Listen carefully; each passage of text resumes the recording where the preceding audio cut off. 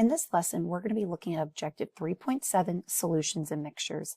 The objective states that we should be able to calculate the number of solute particles, volume, or molarity of solution. So when it comes to a solution, it's made up of two components. The first is going to be our solvent, which is going to be the substance with the greater quantity.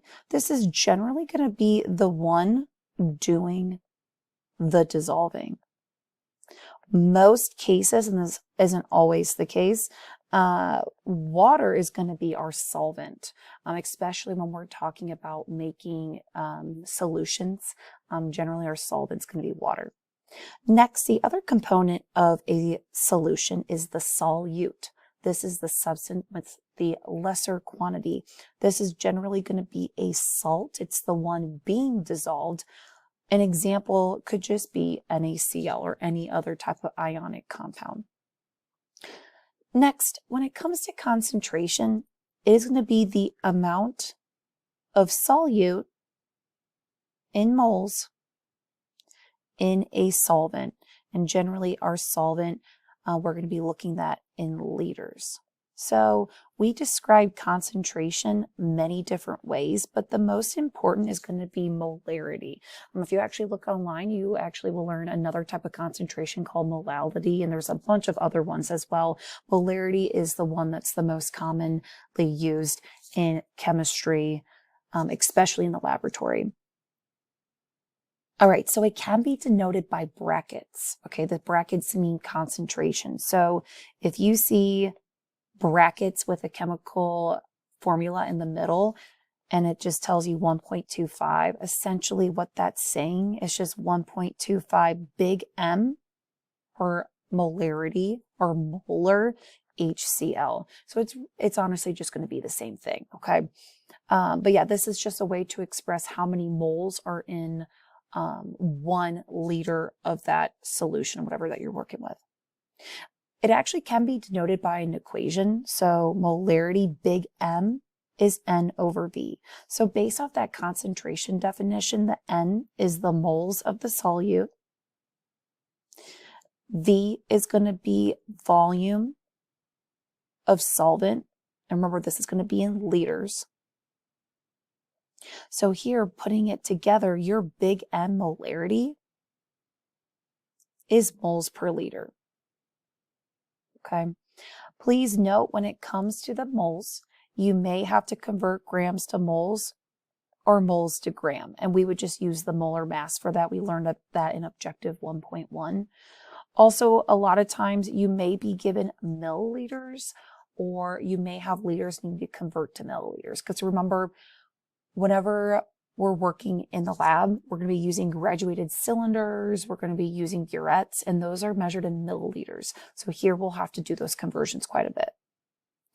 So when it comes to making a solution, we have that salt that's dissolving in a solvent, which in most cases water. So we need to learn the dissolving reaction. So I know we haven't started Unit 4 yet, which is talking about types of chemical reactions. It's totally okay, but a dissolving reaction is going to be written very similar, like a decomposition. But a decomposition means we are making like completely new substances. In a dissolving reaction, we are taking our salt and we're breaking up into its ions. So here, if I have the notation AB, which reference my cation and anion, but as a whole, it's my ionic compound, salt. And you're going to draw an arrow and we're going to break up into its ions. And I'm going to put AQ. AQ meaning aqueous dissolved in water. Now, please note, I did not include water in my reaction because water is going to still be H2O as a reactant and as a product. So based off canceling things off, it just ends up being simplified. So you don't necessarily need to put it in the actual reaction. So let's look at an example. Let's say I have MgCl2, the salt, and I want to show what it would look like as a dissolving reaction. So here I have my salt, and we got to break up into ions, especially how many there are. So I know magnesium is a 2 positive charge, and we're going to be making 2 chloride ions. That's very important because we're going to have to do something called molar ratios. It's very similar to mole ratios, but here this is a 1 to 1 to 2 ratio in this reaction. So what that means is, I'm going to zoom in. If this is 1 molar of the MgCl2, based off coefficients, I'm going to have my magnesium ion concentration as 1 molar, and then the chloride, it will be doubled, so 2 molar, because of that coefficient of 2. This is very, very, very important. All right, let's talk about the different types of mixtures, and then we can try some example problems, okay? All right, so first, the heterogeneous. We have 2 types of mixtures, heterogeneous and homogeneous. So a heterogeneous mixture is going to be a non-uniform composition, while my homogeneous will be a uniform composition. Next, when it comes to the phases, there is 2 or more phases. And sometimes you might see them in like layers, like they may separate, okay?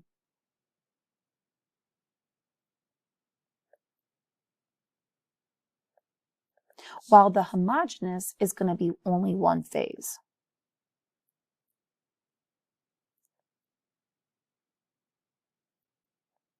Next, our heterogeneous can be separated out physically, while our homogeneous cannot be separated out physically.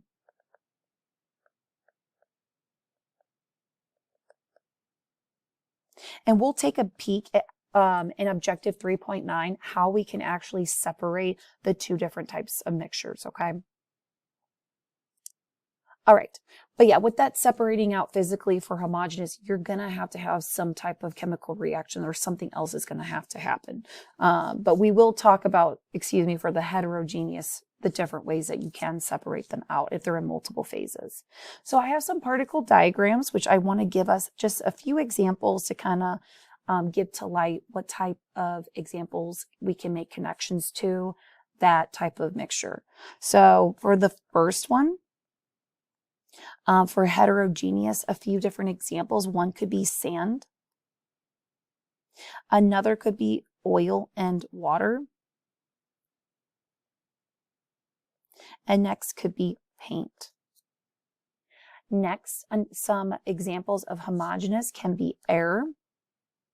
Another, a solution, which has that salt in water. And lastly, soft drinks. So yeah, those are going to be the 2 different types of mixtures. My guess is you're just going to be needing that as more of a definitional thing to help make connections when you're reading different prompts or questions, but there's not going to be a question that's like, which of the following is considered this? All right, so let's look at a few examples. I'm going to do problem 1 with you, and then I'm going to have you do problem 2. So for the first one, calculate the molarity of 1 gram of potassium fluoride, KF, when it's dissolved to make a 0.1 liter of solution. So based off my equation, I'm solving for molarity. I need to have moles in volume. I am told the volume, but the issue is I'm getting grams, so I can convert grams to moles to get that N. So here I have 1 gram of KF. The molecular weight is 59.0967. Divide the 2, you get 0.01692 moles. Now, this can be plugged in my molarity equation. So here, 0.01692 mole divided by 0.10 liters. I get my molarity 2 sig figs because of the 1 gram and the 0.10 liter. I get 0.17 molar KF. So yeah, more on the language aspect of reading this out loud, you can say 0.17 molar KF, or you can say 0.17 moles per liter of KF. All right, I want you to pause the video and I would like for you to try problem 2. All right, so in this one, you can see that I was given molarity.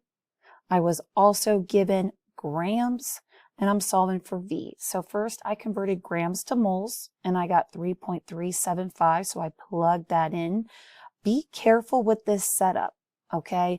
That V will be multiplied to either side, and then you would divide the molarity to the other side. So then it ends up looking like this. So just be very, very, very careful, because a lot of students like to multiply the molarity by the moles, or they take molarity divided by moles. So just be very, very careful.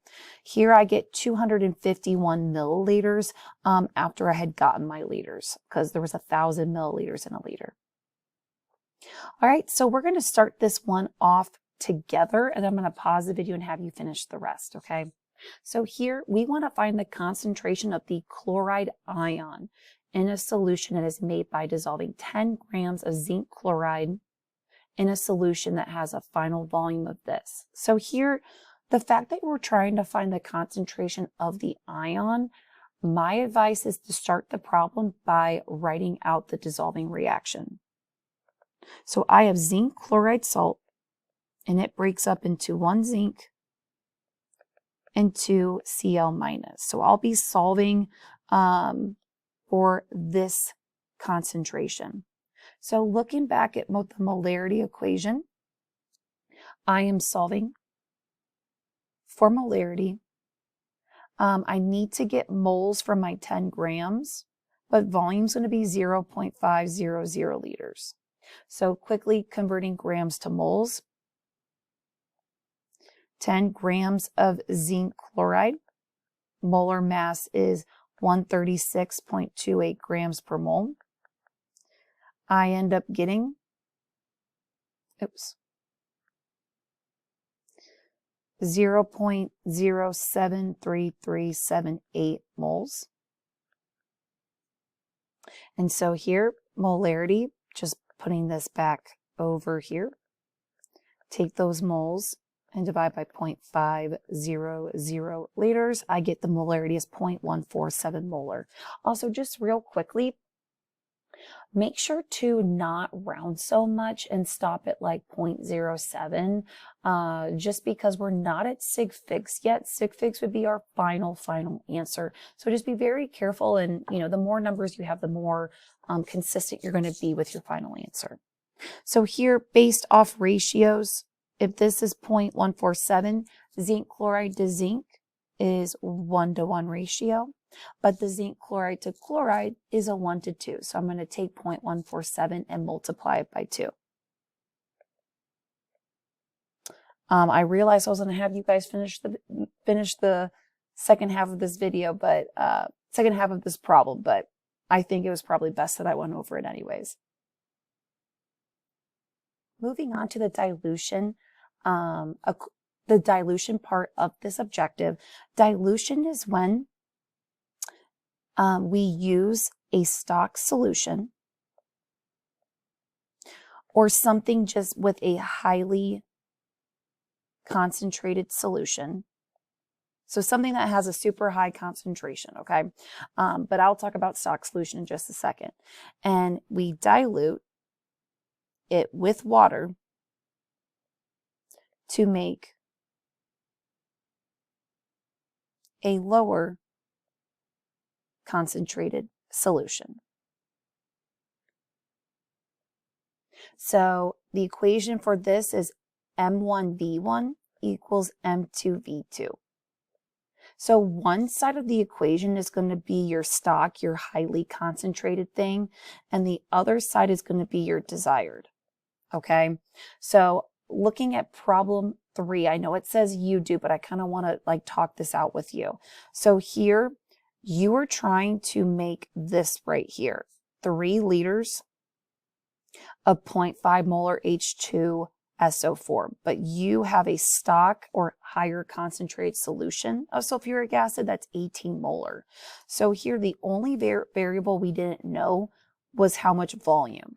Okay, so generally what happens is if you're trying to make 3 liters of 0.5, you need to see how much volume of the 18 molar that you need to take out, pour into the 3-liter container, and then dilute the rest with water. Okay. So kind of just showing us like a picture real quick. So you're trying to make 3 liters of 0.500 molar, and you have a big stock solution of 18 molar H2SO4. So you're trying to use a graduated cylinder to see how much you need to then pour into here and then dilute the rest with water. Okay, so here, and here's the thing, it doesn't mean that on the left side of the equation you need all the stock information. You can have it flipped. Just make sure you have the desired all together on one side and the stock all together on the other side. So here, 18 molar. I'm solving for volume. I'm trying to make a 0.500 molar solution, 3 liters. I'm going to divide by 18 molar. And now what's going to happen is you're going to get your answer in liters, and you're going to need to convert to milliliters. So you get your volume as 0.0833 liters. So then to convert to milliliters, it is 83.3 milliliters as my volume. Also, I put the volume as 2 of just 1. The reason we needed to convert to milliliters is because when we use a graduated cylinder, our graduated cylinder is going to be in milliliters. It doesn't make sense to look at this in a liters standpoint. So, yep, we would fill the graduated cylinder up to 83, and then we would pour it into our 3-liter container. And then on your volumetric flask, you're going to have some line on the neck of the volumetric flask. You'll fill all of that with DI water. Make sure to invert it a couple of times, and then you would have a 0.5 molar solution. The reason that we like to do dilutions is because it's going to be more on a more cost-effective level to buy more concentrated things and just to keep diluting it with water throughout the entire school year or whatever research project you're trying to do.